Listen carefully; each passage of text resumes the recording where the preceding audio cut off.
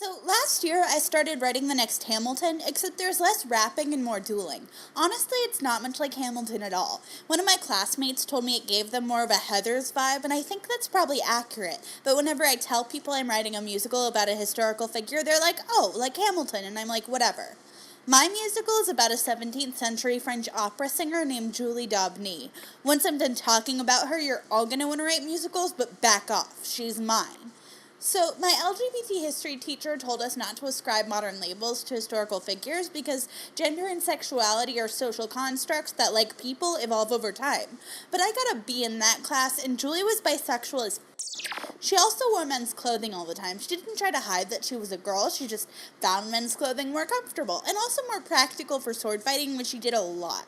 So, Julie was the daughter of this military dude. He taught her how to sword fight. He also scared away all of Julie's potential booze. Julie wasn't a huge fan of that, so she was like, "F you, Dad," and started f***ing his boss. That worked for a little while, but then the boss got tired of having to keep tabs on Julie, so he had her married off to some asshole.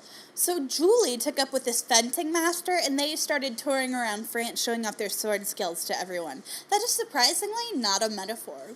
There was also some opera going on around this time, but quite frankly, being the star of the Paris Opera was the least exciting thing Julie did. That happened later, though. Around this time, she was just doing some community theater type bullshit. Also, she was an alto, so represent.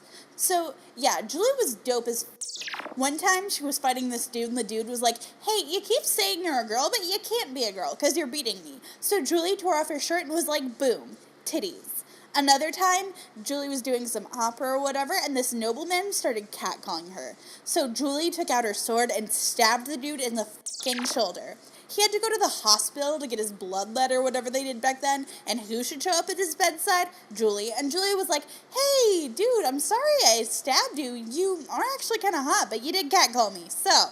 And the dude was like, "Well, I'm sorry I catcalled you," and then they seriously. They didn't end up becoming an item or whatever, but they were lifelong friends, which is good, because Julie needed some people on her side for when she got in trouble for all her dueling and Then another time, Julie was at this ball trying to seduce some fancy upper crust lady that these other guys were also after, but Julie was the one that got in her pants. So these three dudes challenged Julie to a sword fight, 3-on-1, and you better believe your girl kicked all three of their asses. But that is not even close to the wildest story about Julie Daubeny. See, Julie fell real hard for the shopkeeper's daughter. I'm calling her Anna in the musical, but I don't think anyone actually knows her real name. So Julie and Anna start shacking up, but then Anna's dad catches them and has Anna sent off to a convent. So Julie dresses up as a nun and sneaks into the convent to see Anna. And when she gets bored of that, she's like, "F it, Anna, let's blow this popsicle stand." So Julie grabs the corpse of a recently deceased nun, dresses her up in Anna's clothing, leaves her in Anna's room, and then she burns down the entire f***ing convent. Thankfully, she f***ed enough noblemen to get her out of that one, but she did have to lay low in the French countryside for a little while. And this is where I remind you that Julie was married that entire f***ing time. And that's why Julie Daubeny was the coolest bitch ever to exist.